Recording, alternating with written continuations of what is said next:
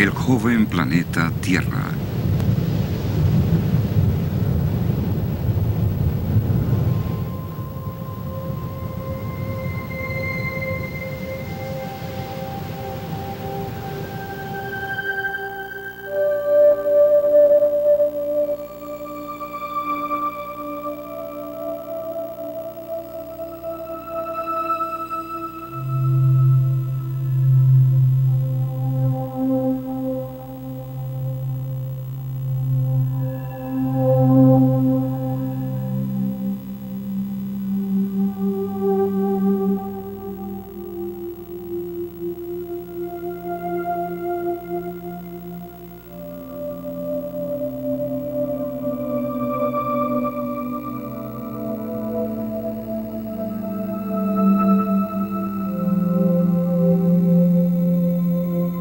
Por décadas, los científicos han propuesto la teoría evolutiva de los orígenes de una Tierra que se formó por el lento enfriamiento de masa fundida durante 4.500 millones de años para crear las rocas base de los continentes, los granitos.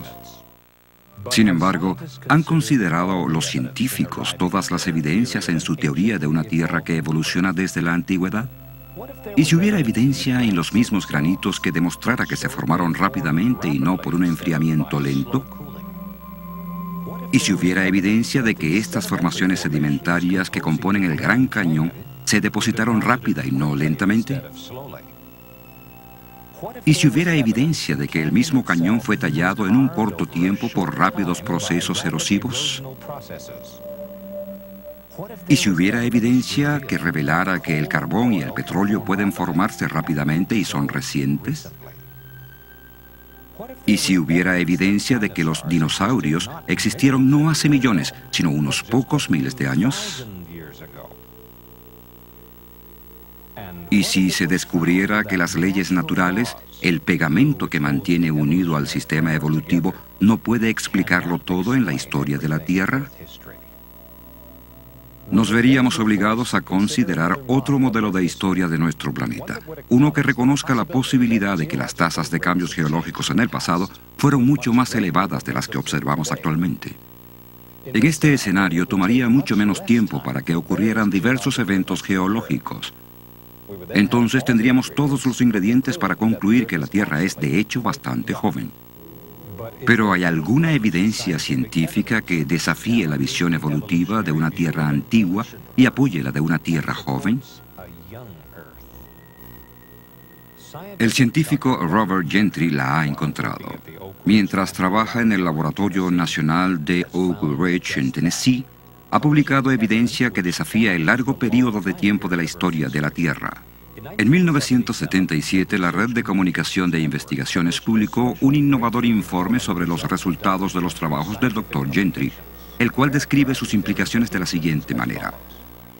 Las actuales leyes físicas pueden no haber gobernado el pasado. Las rocas fundamentales de la corteza terrestre, en vez de enfriarse y solidificarse durante millones de años, se cristalizaron casi instantáneamente. Algunas formaciones geológicas que se pensó tenían 100 millones de años, en realidad solo tienen algunos miles de años. Al apoyar estas proposiciones, y cualquier investigador nos lo dirá, toda la estructura histórica de las ciencias naturales se desvanecería y quedarían pocas certezas. Hasta la fecha, estas posibilidades y otras igualmente desafiantes han sido sugeridas en una extraordinaria serie de documentos publicados durante hace algunos años en las principales revistas científicas del mundo, Nature, Science y Annual Review of Nuclear Science, entre otras. Red de Comunicación de Investigaciones, Informe Importante, 1977. Parte de la investigación del Dr. Gentry, a la que se hace referencia en esta cita, pertenece a su trabajo con madera carbonizada en lo que se conoce como la Meseta de Colorado, una extensa región geográfica que abarca parte de Colorado, Utah, Arizona y Nuevo México. Por medio de un microscopio y un equipo de laboratorio más avanzado, analiza estas muestras de madera carbonizada para varios tipos de radioactividad.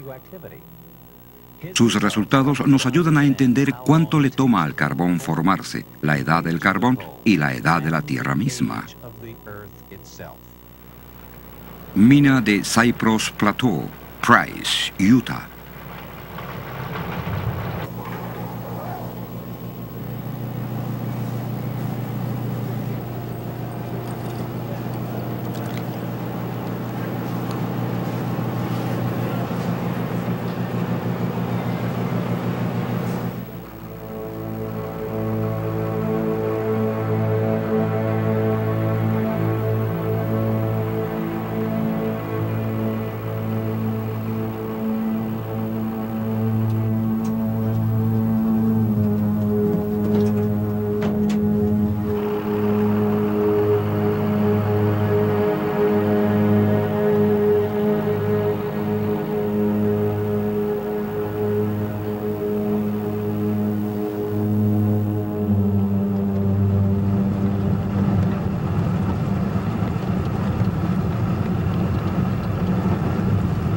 ...610 metros, 10 kilómetros bajo tierra.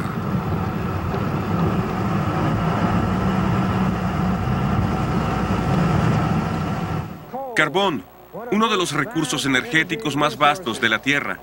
Antes de poder responder la pregunta sobre la edad del carbón y el tiempo de su formación, necesitamos responder a la pregunta ¿de dónde viene? Aquí en esta mina de carbón en Price, Utah, tenemos la respuesta. Aquí tenemos un tronco, casi completamente convertido en carbón. Hay miles de troncos como este en esta y en otras minas del área de Price.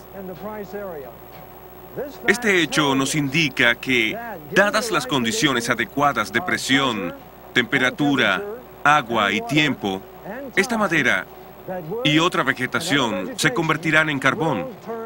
La pregunta es, ¿cuánto tiempo se requirió para que esto pasara? Robert Gentry y su hijo, David, socio en el trabajo de su padre, exploran este tema juntos. Para responder a esta pregunta, necesitamos ver muestras de madera carbonizada de minas de uranio, en vez de la madera carbonizada de una de las minas de carbón de Price, en Utah. Esta muestra de madera carbonizada proviene de la mina de uranio La Sal, en Utah. Su supuesta edad geológica es de aproximadamente 140 millones de años. Esta muestra de madera carbonizada proviene de una mina de uranio del área de Temple Mountain, aquí en Utah. Su supuesta edad es también de 140 millones de años. Pero observen el parecido que tiene esta muestra con este otro trozo de madera. Son casi idénticos. Es interesante notar que este trozo de madera provino de un trozo fresco de madera como este, hace solo unas pocas semanas. Esta cercana similitud hace sugerir una importante pregunta. En realidad, ¿es verdad que este trozo de madera carbonizada de La Sal o este otro trozo del Temple Mountain, ambos en Utah, son 140 millones de años más antiguos que este trozo de madera que David y yo hace poco obtuvimos en nuestros experimentos? No exactamente. Encerrada en estas y otras muestras de madera carbonizada de las minas de uranio, se encuentra una evidencia extraordinaria que nos cuenta una historia diferente. Para verla es necesario que las muestras se coloquen en epoxi, un tipo de resina, y luego en unos portaobjetos de vidrio para su observación bajo el microscopio. Bajo el microscopio podemos ver decoloraciones producidas por partículas radioactivas expulsadas de diminutos centros. Algunos son circulares, otros elípticos, como puede verse en estas fotografías. Para formarse estos halos circulares y elípticos, necesitaron una secuencia especial de acontecimientos, en realidad tan especial que derriba completamente la idea de una edad antigua del carbón y apunta hacia su reciente formación, geológicamente hablando. ¿Qué tan reciente? En 1976 publiqué mis resultados sobre los estudios de estos troncos en la edición de Issue of Science del 15 de octubre de 1976. Esto es lo que decía ese informe. Estos extraordinarios valores, con referencia a estos porcentajes de uranio, admiten la posibilidad de que tanto la infiltración inicial del uranio como la carbonización posiblemente hayan ocurrido en los últimos miles de años. En otras palabras, estaba sugiriendo que el carbón se forma muy rápido, geológicamente hablando. Esta información se ha mantenido inalterada y no se ha refutado en la literatura científica desde que se publicó en 1976. Por lo tanto, tenemos derecho a sacar algunas conclusiones firmes sobre los datos.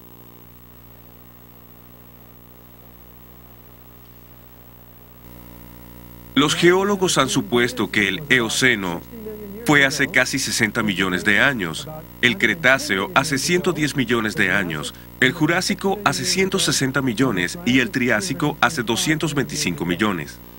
Pero los resultados que hemos presentado contradicen esa información, y lo que muestran es el entierro simultáneo de todas estas formaciones hace varios miles de años. Estos resultados pertenecen al origen y a la edad del carbón, donde quiera que se encuentre. Bahía de Catherine Hill, Australia. No lejos de esta zona costera, cerca del punto de rocas planas, se encuentra un objeto de gran interés geológico, un antiguo árbol. Pueden verse los restos fosilizados de este árbol que se extienden sobre 3,5 metros de capas sedimentarias entre 2 vetas de carbón localizadas aquí. Hace años, cuando una compañía minera excavó las capas que cubrían el árbol, se podía ver que el pie del árbol se extendía hacia la parte más baja de la veta de carbón. Desde ese entonces, la parte inferior del árbol se ha separado. Incluso ahora, con su reducida longitud, el árbol se extiende a través de capas que, normalmente, los geólogos opinan que toman cientos de miles de años en acumularse. Pero estas capas no pudieron tardar tanto tiempo, ya que el árbol se hubiera podrido mucho antes de que los sedimentos hubieran tenido tiempo de acumularse a su alrededor. Más bien, este árbol es un testimonio mudo de su catastrófico entierro en al menos 2 secuencias de depósitos de ceniza volcánica. Como lo indica la evidencia, probablemente el árbol quedó enterrado en una serie de flujos de ceniza volcánica con muy poca separación entre uno y otro, similar, tal vez, al catastrófico entierro de miles de árboles en el monte St. Helens en el estado de Washington.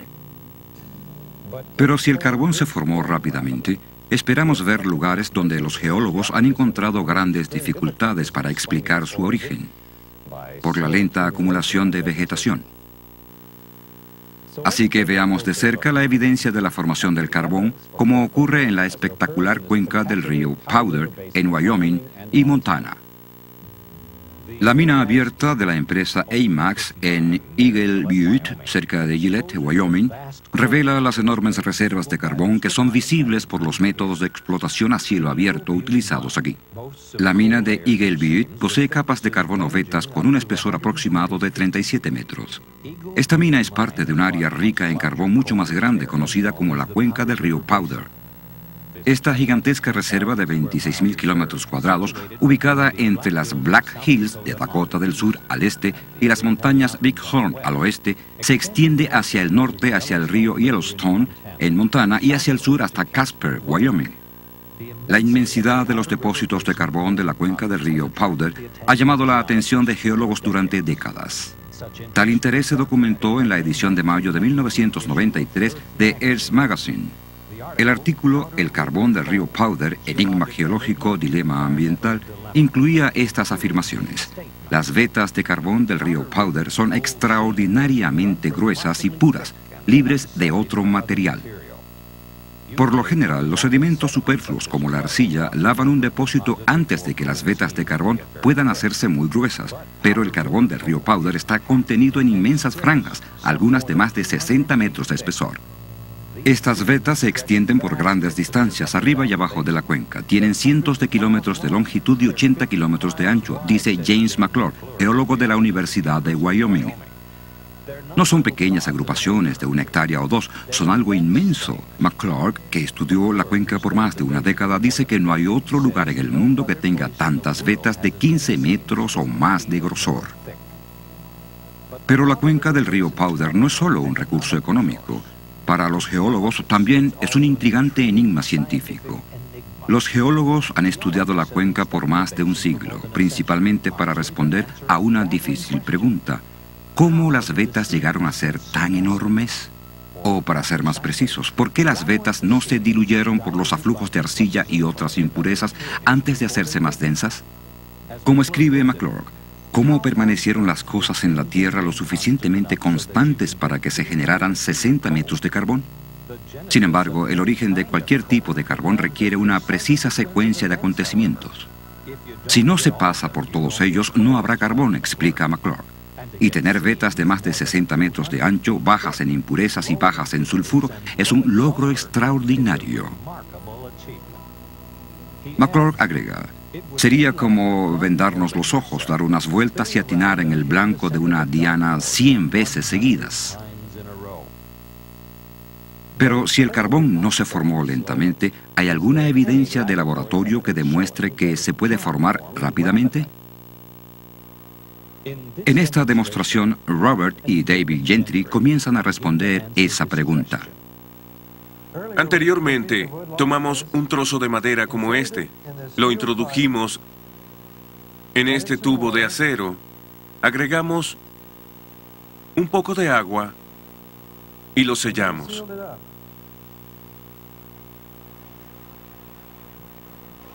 El próximo paso es colocarlo en un horno a más o menos 160 grados centígrados por 2 semanas. Ahora estamos listos para ver los resultados del experimento.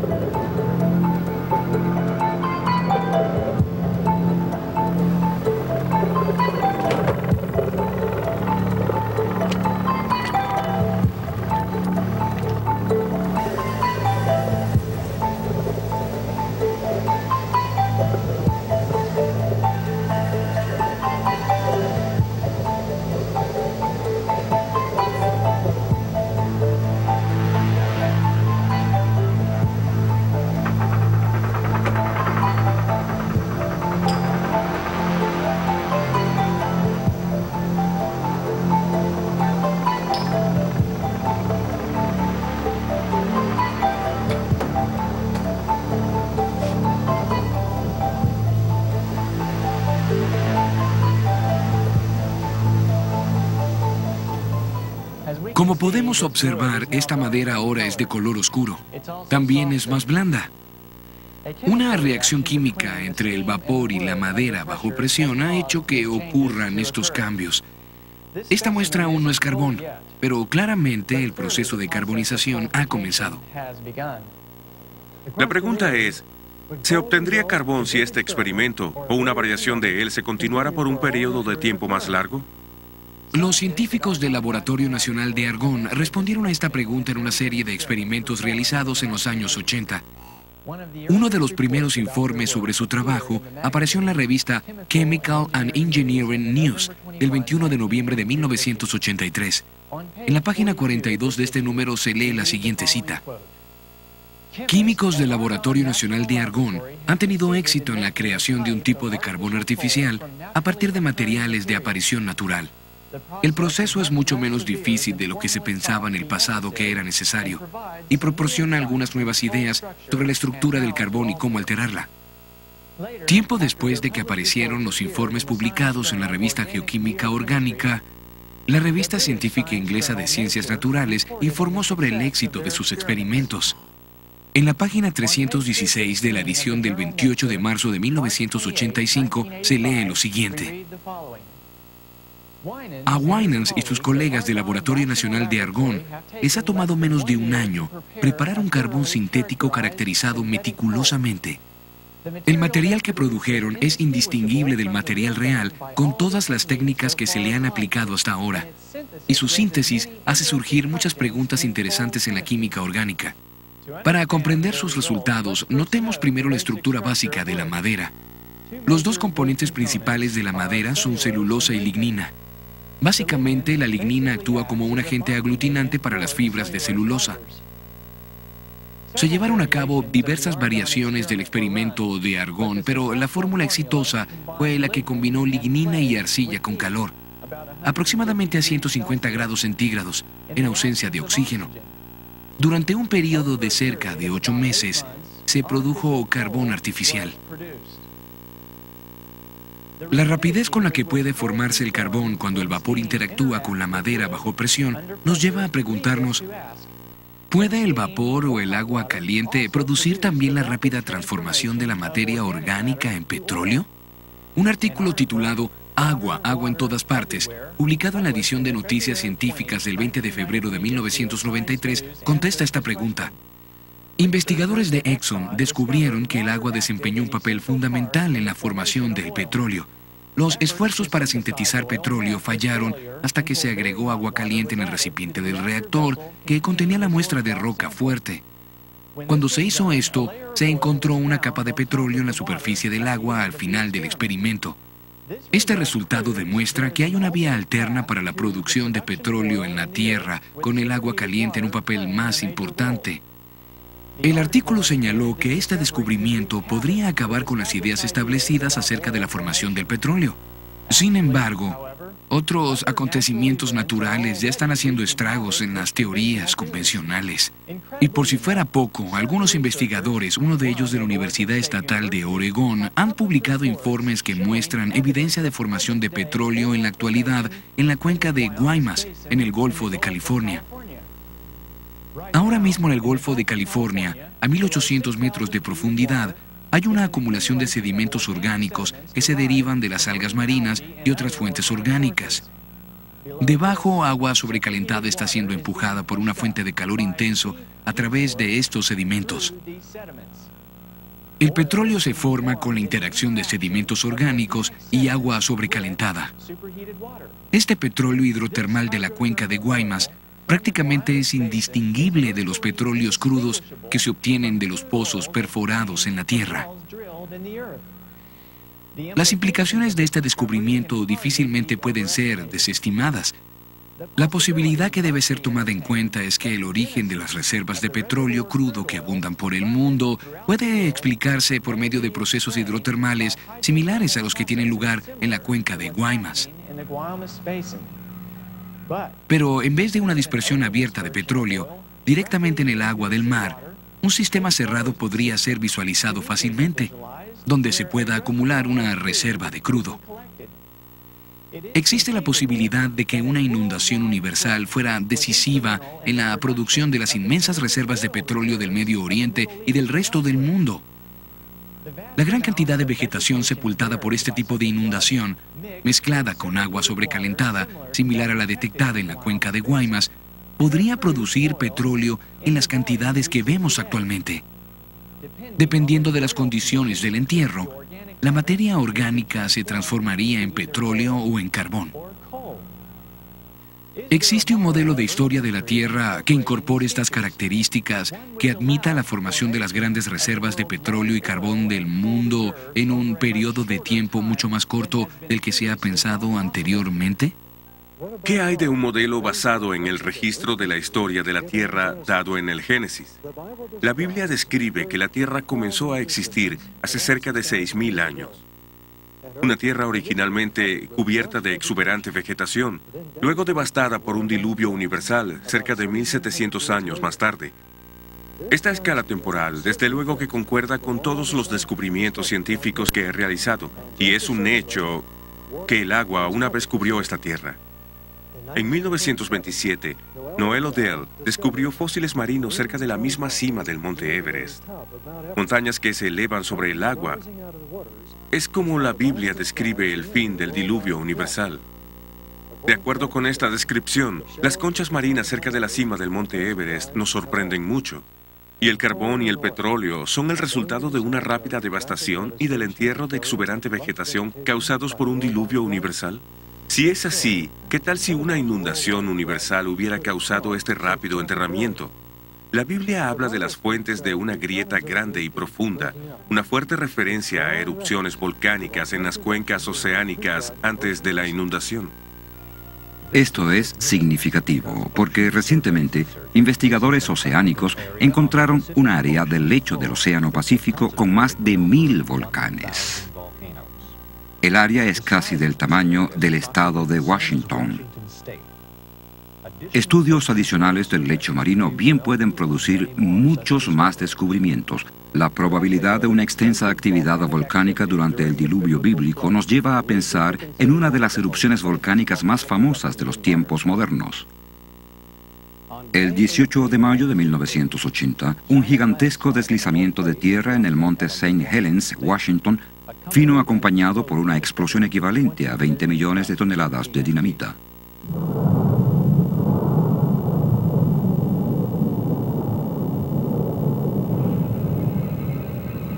Esta explosión lateral de vapor sobrecalentado, ceniza volcánica y polvo arrasó con más de 390 kilómetros cuadrados de bosques, partiendo inmensos pinos como si fueran mondadientes. Los escombros del derrumbe se precipitaron al lago Spirit, causando una ola colosal que bañó un lado de la montaña adyacente a más de 240 metros sobre el nivel del agua antes de la erupción. Una capa promedio de 90 metros de nuevo sedimento que cayó al lago ha hecho que el nivel de su superficie sea ahora unos 75 metros más alto. Y un gran número de árboles derribados por la explosión cayeron al lago Spirit, arrastrados por la gigantesca ola. La catastrófica fuerza del agua para acumularse y sepultar extensas cantidades de vegetación puede observarse fácilmente aquí. La maraña de troncos flotantes en el lago Spirit solo tiene la mitad de su tamaño original, ya que el resto de los troncos se ha hundido hasta el fondo. Si el monte St. Helens hubiera hecho erupción debajo del agua, inmensas olas, cientos de veces más grandes que la del lago Spirit, habrían causado que el material expulsado fuera llevado a zonas más vastas antes de asentarse.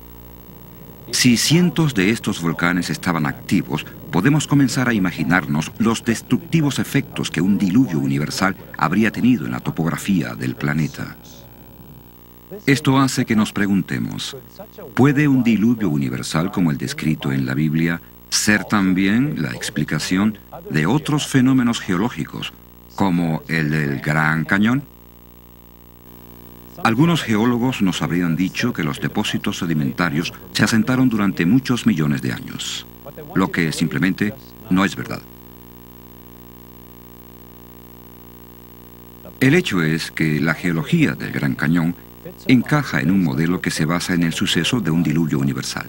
En un intento por saber de dónde vinieron las aguas de la inundación, a dónde fueron después del aluvión y qué acontecimientos geológicos ocurrieron mientras duró, recurrimos al Dr. Walter Brown, antiguo jefe de los estudios de ciencia y tecnología en el Air War College y profesor titular de la Academia de la Fuerza Aérea de Estados Unidos. Su desarrollo de la teoría de las hidroplacas proporciona la clave que descubre muchos misterios sobre el diluvio y sus efectos. En nuestro planeta podemos ver 17 aspectos muy extraños que hoy pueden explicarse sistemáticamente como resultado de un cataclismo, un diluvio universal cuyas aguas salieron expulsadas de cámaras subterráneas con una liberación de energía que excedía la explosión de 10.000 millones de bombas de hidrógeno. Esta explicación nos demuestra la rapidez con que se formaron las principales montañas. Explica los depósitos de carbón y petróleo, la rápida deriva continental, por qué los lechos oceánicos tienen enormes fosas y cientos de cañones y volcanes. Explica la formación de estratos divididos en capas y la mayoría de los registros fósiles, las llamadas edades de hielo y los principales cañones, especialmente el Gran Cañón. Quizás la Tierra antediluviana tenía un inmenso supercontinente que contenía exuberante vegetación, mares, ríos y montañas menores. De acuerdo con la teoría de las hidroplacas, la Tierra antediluviana tenía mucha agua subterránea, cerca de la mitad de la que hay en nuestros océanos actualmente. Esta agua estaba en cámaras interconectadas que formaban una concha esférica de unos 800 metros de grueso, quizás a 16 kilómetros por debajo de la superficie terrestre. El incremento de la presión en la cámara subterránea expandió la corteza como se expande un globo cuando aumenta la presión en su interior. La falla en la corteza comenzó con una fisura microscópica que aumentó en ambas direcciones a cerca de 5 kilómetros por segundo. La grieta que siguió el camino de menor resistencia rodeó el planeta en aproximadamente 2 horas. Cuando la grieta se desplaza por la Tierra, la corteza sobre ella se abrió como el rasgón de una tela muy estirada. El agua subterránea estaba bajo extrema presión, debido al peso de 16 kilómetros de roca presionando hacia abajo. así que el agua salió violentamente de la rotura. Los cálculos demuestran que estas fuentes de agua de la grieta que rodeaba el planeta salieron propulsadas de manera supersónica a más de 30 kilómetros hacia la atmósfera. La rociada de esta enorme fuente produjo lluvias torrenciales que la Tierra no había experimentado antes ni experimentado desde entonces. La Biblia afirma que todas las fuentes del gran estallido se abrieron en un día. Y describe estos eventos hace cerca de 4.500 años. Ahora podemos unirlos científicamente por orden de causa y efecto en la teoría de las hidroplacas. Las fuentes de la Gran Grieta y el vapor en expansión produjeron violentos vientos y parte del agua que salió expulsada por encima de la helada estratosfera se congeló en cristales de hielo sobreenfriados y se formaron inmensos depósitos de hielo que sepultaron, asfixiaron y congelaron instantáneamente a muchos animales. El agua a alta presión erosionó la roca en ambos lados de la grieta e incluso arrojó los contenidos calizos de muchos mares antediluvianos. Grandes cantidades de sedimentos de esta agua turbia se asentaron en todo el planeta. Estos sedimentos atraparon y sepultaron plantas y animales, lo que formó el registro fósil. La vegetación arrancada por la inundación se desplazó a regiones donde se acumuló y rápidamente se convirtió en carbón y petróleo por procesos que hoy en día podemos reproducir en el laboratorio.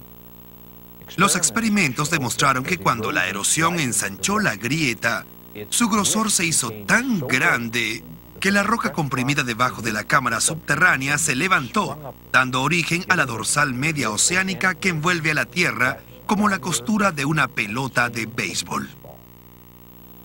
Las placas continentales, las hidroplacas, aún con agua lubricante debajo de ellas, se desplazaron hacia abajo, lejos de la emergente dorsal media atlántica. Después de que las inmensas placas continentales alcanzaron una velocidad de unos 70 kilómetros por hora, chocaron entre ellas, se comprimieron, se aplastaron, se condensaron y se doblaron. Las porciones de hidroplacas que se levantaron formaron montañas. Las que se combaron hacia abajo formaron fosas oceánicas. Por eso sus aspectos por lo general van paralelamente con los de las dorsales oceánicas de las que se alejaron. Las hidroplacas que se alejaban de las dorsales oceánicas abrieron cuencas oceánicas muy profundas, en las cuales se aislaron las aguas de inundación. Todas las cuencas continentales quedaron llenas de agua, lo que produjo muchos lagos postdiluvianos. Todo lago que se formó por la lluvia o por la desembocadura de agua en alturas mayores se derramó en el punto más bajo de su margen. Esto erosionó la pequeña abertura de su borde, permitiendo que fluyera mucha más agua a través de ella, lo que cortó más rápida y profundamente los sedimentos blandos depositados por la inundación. Este proceso se aceleró hasta que toda el agua de los lagos se vertió a través de una profunda abertura, formando un cañón. El más grande de todos fue el Gran Cañón. El norte y el este del Gran Cañón era un enorme lago que he identificado y nombrado Gran Lago. El vertido liberó más agua que los 5 grandes lagos juntos. El Gran Lago se derramó, erosionó su embalse a 30 kilómetros de Page, en Arizona, y formó de manera catastrófica el Gran Cañón, en cuestión de semanas. La rápida deposición de los depósitos por la acción de las mareas significa que hubo poco tiempo para que ocurriera la erosión entre capas sucesivas. Sobre la escala del largo período visualizado por la teoría evolutiva, debería haberse encontrado evidencia considerable de erosión y de relleno por formaciones geológicas sucesivas durante el clima que se esperaba por millones de años. Las capas geológicas del Gran Cañón son extraordinarias porque muestran poca o ninguna evidencia de erosión entre capas diferentes. En lugar de eso, vemos capas que tienen mucha más coherencia con la rápida deposición visualizada por el modelo de la gran inundación. La erosión no ocurrió hasta que todas las capas se habían depositado. ¿Qué tan rápidamente pudo ser erosionado el cañón? Los sedimentos depositados más recientemente aún no estarían completamente endurecidos, lo que crea la posibilidad de que la erosión del cañón pueda haber tenido lugar con mucha más facilidad que si estuviera convertido en roca, como lo ha supuesto la teoría evolutiva. Sin embargo, bajo las condiciones adecuadas, el agua puede cortar su paso a través de las rocas más duras, como el granito, en el fondo del Gran Cañón. Estas condiciones comprenden la llamada cavitación. La cavitación es el proceso de pulverización de la roca relacionado con flujos de agua mayores a 2.800 litros por segundo. Cuando el agua se separa por irregularidades en el canal del lecho de roca, se producen burbujas vacías que golpean como un martillo la superficie de la roca, convirtiéndola literalmente en polvo. Un moderno ejemplo de la rápida erosión del lecho de roca por cavitación es el embalse del Cañón Glen en el río Colorado, más arriba del Gran Cañón.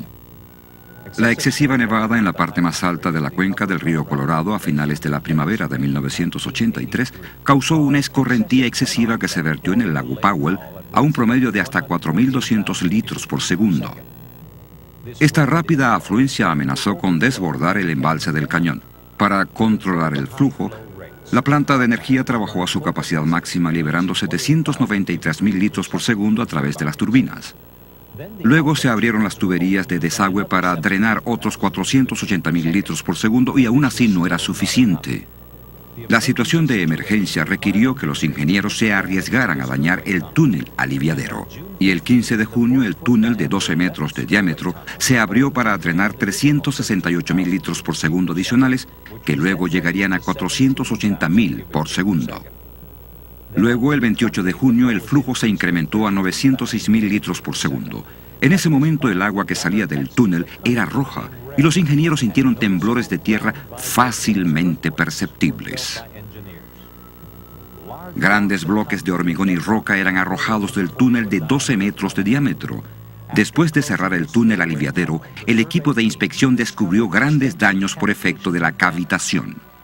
El revestimiento de acero de 90 centímetros del hormigón armado del túnel tenía inmensos agujeros. En un recodo donde el túnel se eleva, un hoyo de 9,5 metros de profundidad, 46 metros de altura y 12 metros de ancho cortaba el revestimiento en piedra arenisca roja.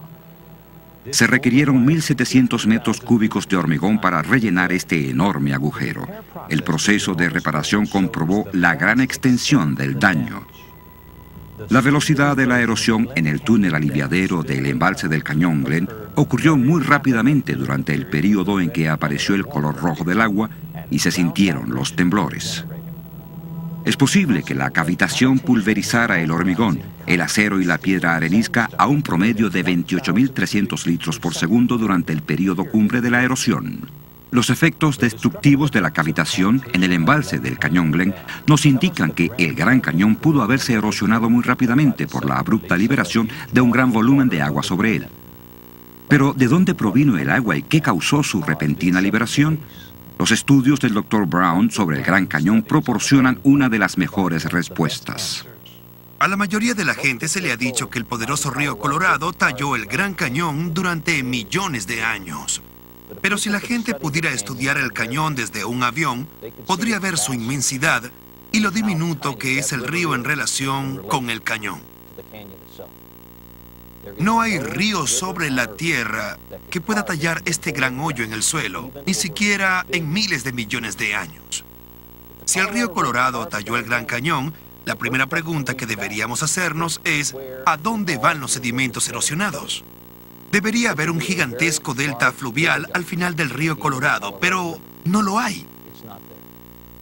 Además, los geólogos no pueden encontrar un gran delta fluvial cerca de esta parte del mundo. Así que debemos preguntarnos a dónde va toda esa tierra. En varios lugares de esta plataforma que domina el Gran Cañón, hay pequeñas montañas o cerros con capas horizontales que cuentan una historia fascinante.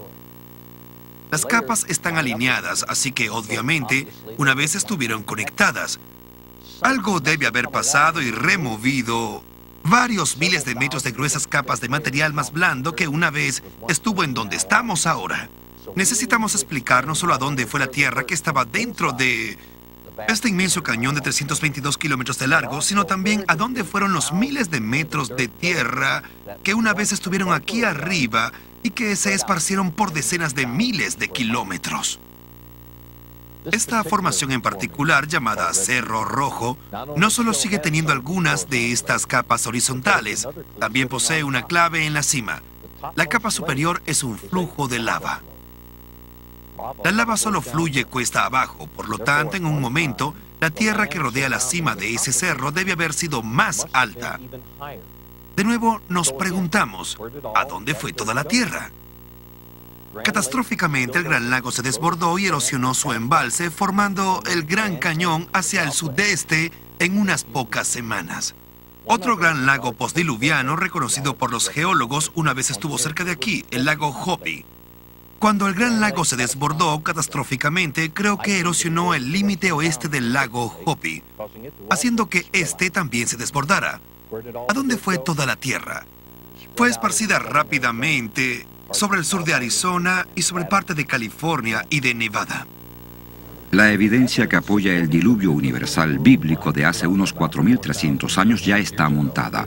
Para el Gran Cañón, el diluvio explica cómo las capas sedimentarias rápidamente se depositaron cuando las aguas aumentaron y cómo fueron erosionadas rápidamente cuando las aguas se retiraron. También hemos visto a dónde fue toda la tierra y hemos visto la evidencia del rápido entierro de la vegetación antediluviana para producir el carbón y el petróleo actuales.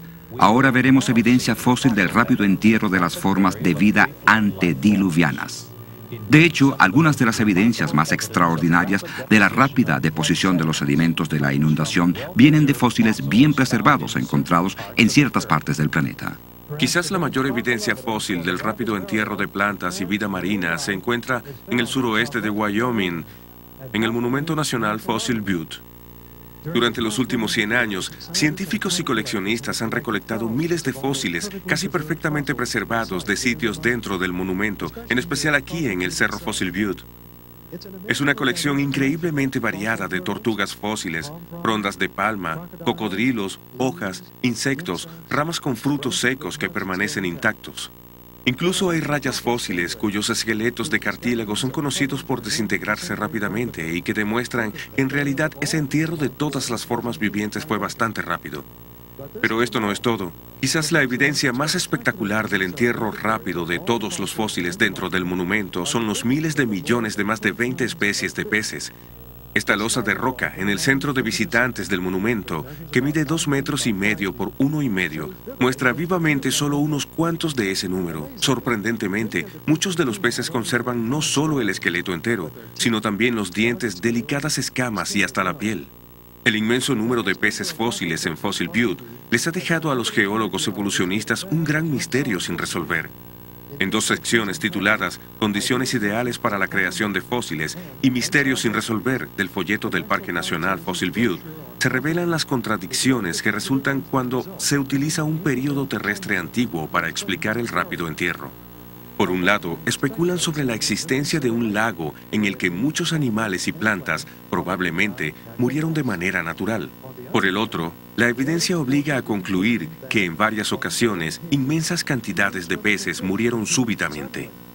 Luego, el folleto iguala esas varias ocasiones con el rápido entierro por precipitación de carbonato de calcio, el mineral fundamental que contiene fósiles año tras año por cientos de miles de años. Realmente este es un escenario increíble. Tener este inmenso número de peces que se reprodujeron en un corto tiempo solo para ser exterminados por una catástrofe un año más tarde aproximadamente, y esto se repetiría varios cientos de miles de veces. Desde hace tiempo, los paleontólogos deberían haber visto la falacia en este escenario, por ninguna otra razón más que por las frondas de palmas fósiles hermosamente preservadas. Así de simple, las palmeras no crecen en el agua y las brisas suaves no arrancan sus frondas. Solo una catástrofe de enormes proporciones puede explicar los fósiles perfectamente preservados en Fossil Butte. Las rocas en las que están son principalmente de carbonato de calcio, como muchas en el Gran Cañón. Todas tienen una fuente común: la interacción de gases volcánicos con cal arrojados desde las cuencas de los mares antediluvianos. Esta concordancia, junto con la evidencia de la rápida deposición y el entierro, nos indica plenamente que Fossil Butte y el Gran Cañón se originaron en el mismo gran acontecimiento, la catástrofe del diluvio universal. ¿Pero hay alguna otra evidencia que pudiera comprobar que Fossil Butte es solo tan antiguo como el diluvio? La respuesta es sí. Repetidas veces, los geólogos han identificado el sitio de Fossil Butte como perteneciente al Eoceno, que presumen fue hace 50 o 60 millones de años. Pero ya hemos visto en mis estudios de la madera carbonizada y en la gráfica sobre la caída de los periodos geológicos que el Eoceno encaja en el esquema de un diluvio universal hace solo algunos miles de años. Así que no hay duda de que todo el suceso de Fossil Butte encaja solo dentro del esquema de una inundación universal y de una Tierra muy joven. Y eso es todo. No todo quedó sepultado el primer día de la inundación. Las aguas estuvieron aumentando por 40 días. Los animales terrestres, lo suficientemente grandes para sobrevivir un poco más, dejaron registro de sus esfuerzos por escapar de las aguas en aumento. Este registro está en el carbón y es verdaderamente fascinante.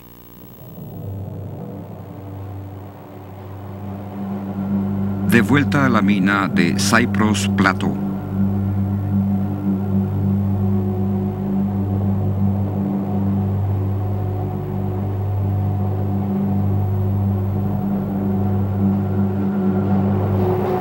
Huellas de dinosaurio en carbón.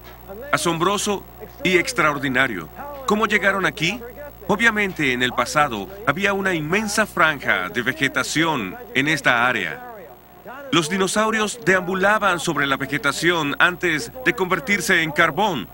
Pero ¿hace cuánto tiempo fue eso? ¿Qué edad tienen los dinosaurios? Eso es lo que queremos saber. Esta otra huella de dinosaurio nos cuenta la historia. Está justo al lado de uno de esos troncos carbonizados de esta mina de carbón de Price en Utah. En realidad, está a solo 30 metros de los troncos carbonizados que vimos anteriormente. Así que sabemos que cualquiera que sea la edad de la madera carbonizada, los dinosaurios eran del mismo período.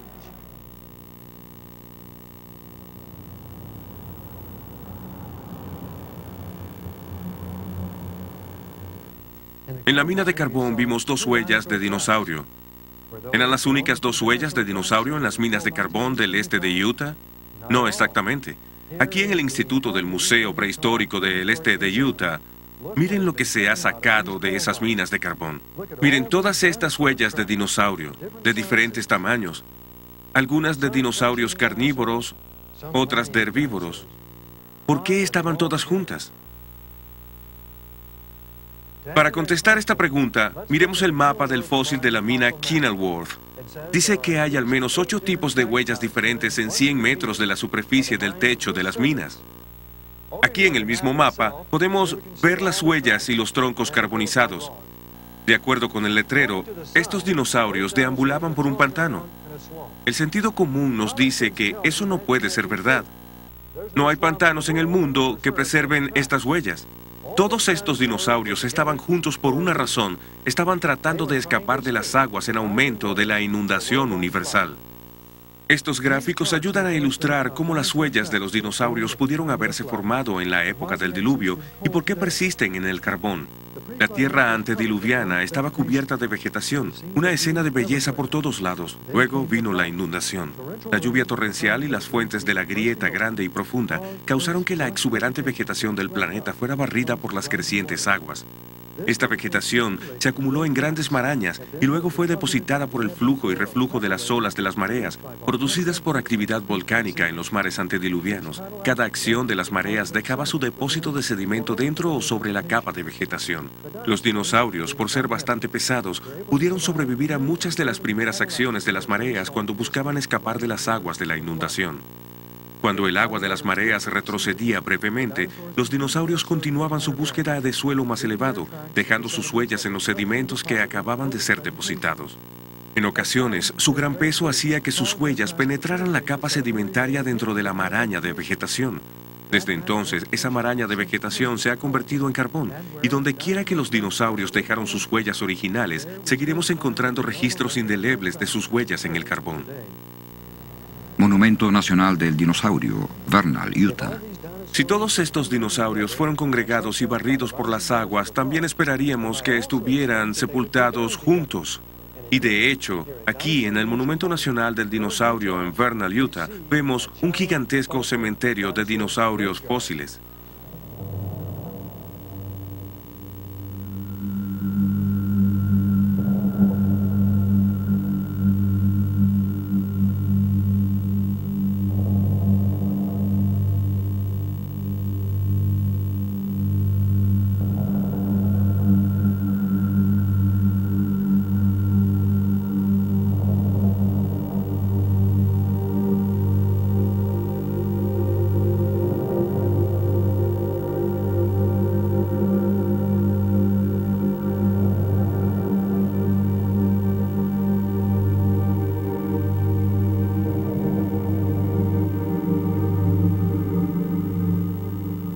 Ha llegado el momento de sacar algunas conclusiones sobre la edad de los dinosaurios y la edad del pez fósil encontrado en el Monumento Nacional de Fossil Butte. Aquí en el Monumento Nacional del Dinosaurio hay un letrero que dice que estos huesos de dinosaurio tienen 145 millones de años, el llamado periodo Jurásico, pero sabemos que en realidad eso no puede ser verdad. Si recordamos nuestros primeros resultados con la madera carbonizada, ahí encontramos el derrumbamiento de los períodos geológicos. El Eoceno, el Cretáceo, el Jurásico y el Triásico, los encontramos a todos juntos hace solo algunos miles de años. El pez fósil y el Eoceno, los dinosaurios en el Cretáceo, el Jurásico y el Triásico, todos colapsaron hace solo varios miles de años, sepultados en el mismo período del diluvio universal. En este punto, muchos pueden preguntarse cómo esta sorprendente conclusión puede reconciliarse con la visión evolutiva de la historia de la Tierra. Pueden preguntarse, ¿no sabemos por datación radiométrica que las rocas subterráneas del planeta, los granitos, se formaron repetidas veces en diferentes períodos y lugares durante miles de millones de años de período evolutivo? ¿Y no sabemos por medio de estos mismos métodos que los fósiles en las rocas sedimentarias tienen cientos de millones de años de edad? La respuesta es un cortante no para ambas interrogantes. Ni los granitos ni los fósiles tienen estampada su edad cuando son recogidos. Las antiguas edades radiométricas que los científicos han aceptado por tanto tiempo nunca han sido hechos científicos. La información científica objetiva se deriva de los experimentos en el laboratorio. En realidad, la datación radiométrica es solo un cálculo aritmético. Consiste en una medición de laboratorio. La cantidad de plomo dividida entre la cantidad de uranio. Ambas cantidades son averiguadas en el laboratorio. La otra variable supuestamente es una constante. Se adopta una tasa de descomposición constante. Entonces, la edad es calculada como un producto de esa proporción de periodos constantes. Solo la proporción se mide en el laboratorio. Si esta constante aquí en realidad no es una constante sino una variable, entonces la edad es un absurdo. Y las edades radiométricas son demasiada ficción radiométrica. La evolución supone que los granitos se formaron por enfriamiento lento durante miles de millones de años. El tiempo del enfriamiento, o presunta era, se obtiene con la medición de los actuales productos de descomposición radioactiva del granito, suponiendo que se acumularon solo por una lenta descomposición radioactiva constante. Ya que la evolución compara el período radioactivo con el período de enfriamiento, ninguna evidencia que demuestre que los granitos se formaron rápidamente muestra en esencia su creación simultánea. Por lo tanto, la premisa de la descomposición radioactiva constante y la inferencia de un gran período son inválidas. Y de hecho, hay evidencia científica para su creación simultánea. Dentro de los granitos se encuentran grabadas hermosas microesferas de color, producidas por la descomposición de cierto elemento radioactivo conocido por tener una existencia fugaz. Por medio de una simple analogía, las burbujas de Alka-Seltzer se pueden obtener solo por congelación rápida. Del mismo modo, el registro microscópico de la descomposición radioactiva fugaz de los granitos está ahí, solo porque estas rocas se crearon instantáneamente en forma sólida. Si estas rocas se hubieran formado por enfriamiento lento, como los evolucionistas afirman, los rastros de radioactividad deberían haber desaparecido sin dejar ningún registro visible. Este registro de creación instantánea se encuentra en los granitos de todo el mundo. Por otra parte, su existencia en granitos de edades radiométricas tremendamente diferentes demuestra que fueron creados en el mismo momento. Esto derrumba toda la base de los períodos geológicos. Los cientos de millones de años de enfriamiento que los geólogos han pensado necesarios para formar el monolito gigante, el Capitán, se reducen a solo unos cuantos minutos. ¿Cómo esta evidencia afecta a la edad de la Tierra? Significativamente, el peso de la evidencia científica nos ha conducido a la caída del período evolutivo. Hay una escala de tiempo de creación de un planeta joven. Las edades radiométricas de los granitos, que se extienden desde 80 millones a 4.000 millones de años, son inválidas. Estos granitos del Parque Yosemite, las rocas fundamentales del Gran Cañón, hasta los de Japón e India, y hasta los granitos de Europa, Rusia y Canadá, fueron producto de una creación simultánea. No hemos comprobado que la Tierra tiene 6.000 años de edad, pero hemos encontrado evidencia que corresponde con esa edad del planeta, y hemos demostrado que una edad de miles de millones de años es científicamente incorrecta. Hemos captado solo un breve vistazo de varias líneas de evidencia científica que señalan la verdad y exactitud de un registro bíblico sobre la creación reciente del planeta y el gran diluvio. A pesar de lo breve que ha sido nuestra visión, la conclusión ha resultado cierta. Los rastros radioactivos de la madera carbonizada reducen la escala de tiempo geológica de una vida en la Tierra de cientos de millones de años a solo miles. El suceso de un diluvio universal explica la rápida acumulación de vegetación responsable de las inmensas reservas de carbón y petróleo de la Tierra. La poca edad del carbón y su rápida formación en el laboratorio, así como el petróleo que actualmente se forma en la cuenca de Guaymas, en California, entran solo en una edad temprana del planeta, no en una antigua. Los dinosaurios, sus fósiles sepultados en inmensas fosas comunes y sus huellas en el carbón son un recuerdo mudo de los intentos inútiles de estas criaturas por escapar de las crecientes aguas del diluvio universal. El exceso de helio en los granitos profundos proporciona evidencia concreta de que las rocas de la corteza terrestre son jóvenes. Por consiguiente, rebate todo el concepto de una Tierra que evoluciona desde una época antigua. Y finalmente, las huellas digitales de la creación también encontradas en los granitos, las mismas rocas que la Biblia considera rocas bases del planeta, confirman que todas fueron producto de la misma creación. Este hecho invalida la suposición evolutiva, base de una descomposición radioactiva uniforme, y destruye toda la estructura de los períodos evolutivos.